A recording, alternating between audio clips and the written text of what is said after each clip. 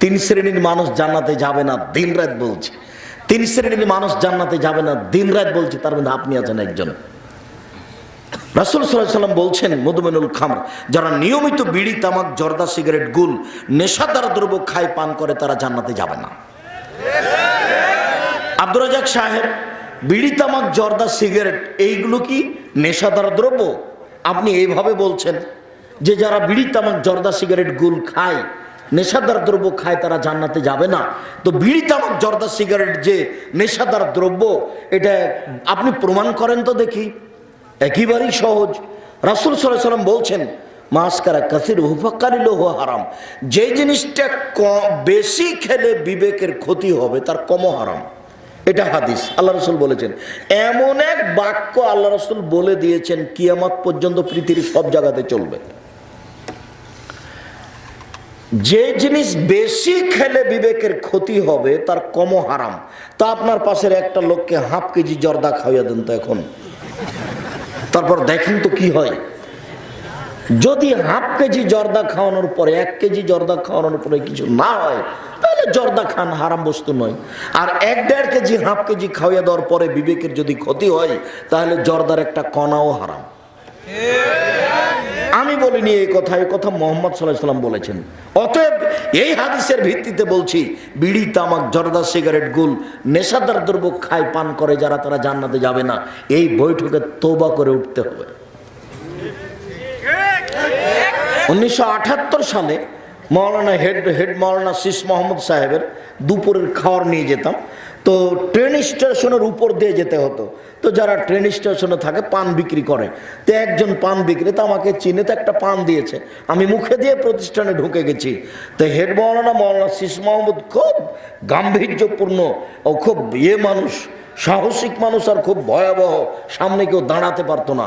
তা আমাকে দেখে বলছে, তুই পান খাচ্ছিস, পান খেয়েই বেড়াস। আমাকে এটা খারাপ লাগলো। আমি পানটা তো আসলে নিজ ইচ্ছায় দিইনি, ও দিয়েছে সেজন্য মুখে দিয়েছি। আচ্ছা ঠিক আছে, পান খাবো না। 1978 সাল থেকে নিয়ে এখন পর্যন্ত আমি আর কোনোদিন পান মুখে দিইনি।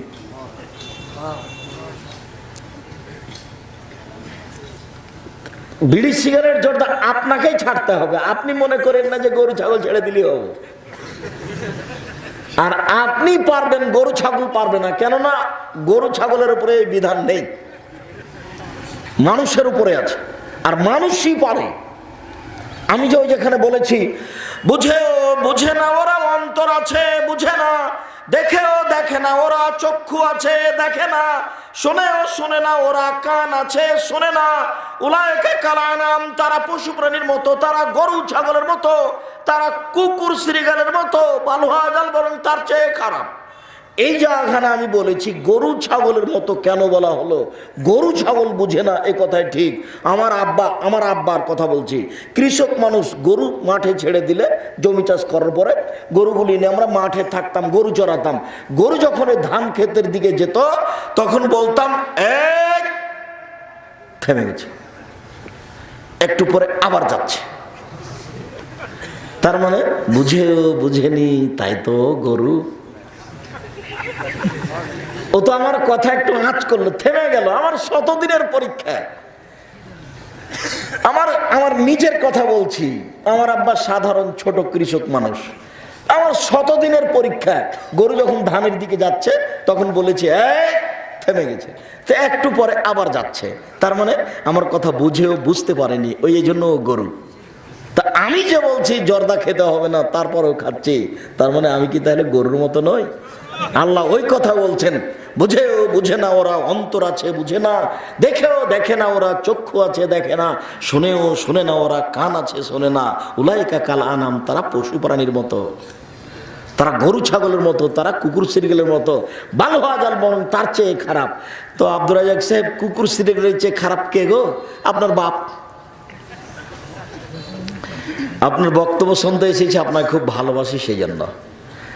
আপনি আমার বাপ কুকুর শ্রেণীর চেয়ে খারাপ এই কথা বলে কষ্ট দিন না, দুঃখিত। আমি আপনাকে কষ্ট দিইনি, আপনার বাপকে কুকুর শ্রীগালের চেয়ে খারাপ বলে। তবে যদি আমি প্রমাণ করতে না পারি, তাহলে আমি বক্তব্য ফেরত নিব, আর কোনোদিন বক্তব্য দিব না। আচ্ছা তোমার কথাই বলি, তোমার দাদা মারা গেছে 10 বছর হলো।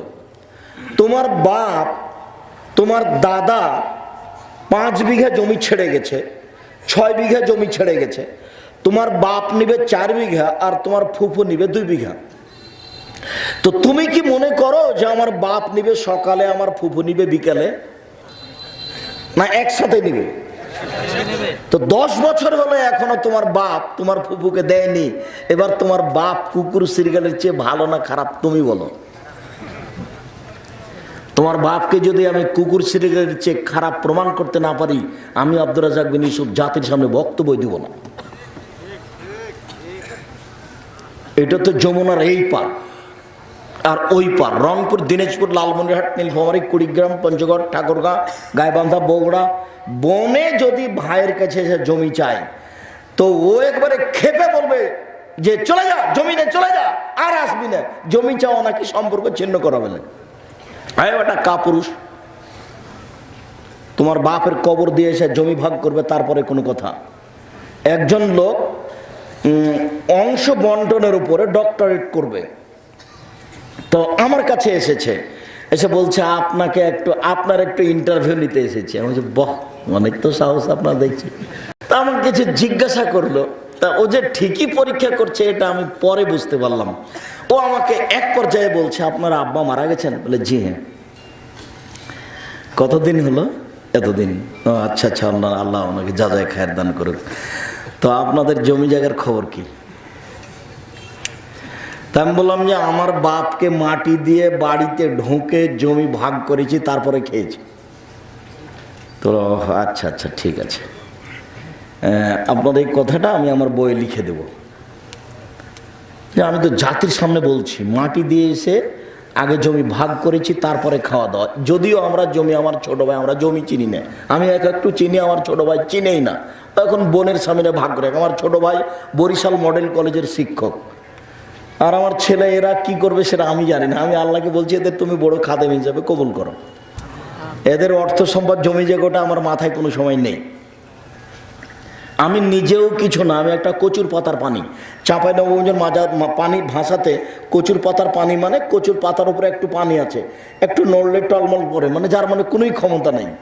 না আমার কোনো শক্তি বল আছে, না আমার কোনো বংশ বল আছে, না আমার কোনো সংগঠন আছে, না আমার কোনো সরকারিভাবে কোনো দায়িত্ব পালন করি।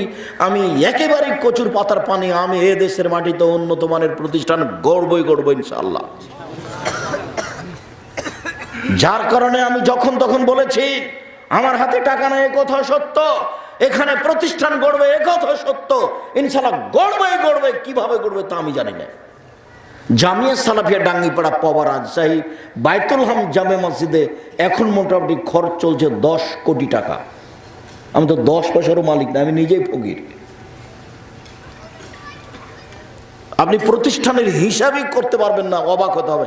18 লক্ষ টাকা মাসে বেতন লাগে, এক মাসে বেতন লাগে 18 লক্ষ। প্রতিদিন লেবার মিস্ত্রি বিল আছে 10,000 থেকে নিয়ে 50,000 পর্যন্ত। একদিনে লেবার মিস্ত্রি বিল লাগে 10,000 থেকে নিয়ে 50,000 পর্যন্ত, একদিনের লেবার মিস্ত্রি বিল। জমি জায়গা কেনার ব্যাপার তো আছেই। রূপগঞ্জ নারায়ণগঞ্জ জামিয়া সালাফিয়ায় এবছরে 550 শতক জমি কিনবো মনে করছে ইনশাআল্লাহ। ওখানে জমিটা, প্রতিষ্ঠানটা হবে প্রায় 30 বিঘা জমির উপরে, যেটা জামিয়া সালাফিয়া রূপগঞ্জ নারায়ণগঞ্জ ঢাকা। আমি আপনাকে টাকা দিতে বলিনি, আমি খালি বলেছি দোয়া করতে। উপরে যদি কবুল হয়ে যায় টাকার ব্যবস্থা ওই করে দিবে ইনশাআল্লাহ।